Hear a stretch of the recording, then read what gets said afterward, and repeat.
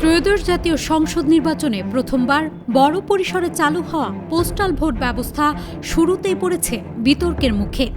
প্রবাসী ভোট, ব্যালটের গোপনীয়তা, প্রতীক বিনাশ এবং ভাইরাল ভিডিও সব মিলিয়ে গুরুতর প্রশ্ন উঠেছে এই ভোট পদ্ধতির স্বচ্ছতা ও বিশ্বাসযোগ্যতা নিয়ে। আসন্ন নির্বাচনে পোস্টাল ভোট দেওয়ার জন্য 15,27,000-এর বেশি ভোটারের নিবন্ধন অনুমোদন দিয়েছে নির্বাচন কমিশন। এর মধ্যে 7,60,000-এর বেশি প্রবাসী, বাকিরা সরকারি চাকরিজীবী, নির্বাচনী কর্মকর্তা, আনসার ভিডিপি সদস্য ও কারাবন্দী। ইসির তথ্য অনুযায়ী 116টি আসনে 5,000-এর বেশি পোস্টাল ভোটার রয়েছেন, যার মধ্যে 18টি আসনে 10,000-এর বেশি ভোটার রয়েছে। সবচেয়ে বেশি নিবন্ধন হয়েছে ফেনী 3 আসনে।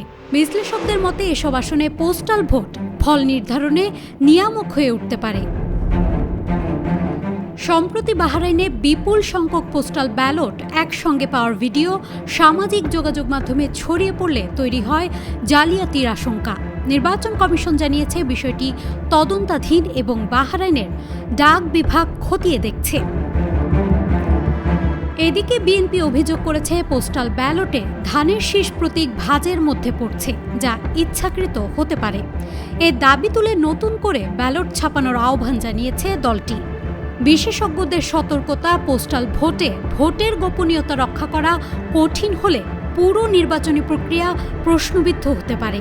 শুরুতেই এই বিতর্ক নির্বাচন কমিশনের প্রস্তুতি ও সক্ষমতা নিয়ে বাড়াচ্ছে উদ্বেগ। News desk, Manabzamin.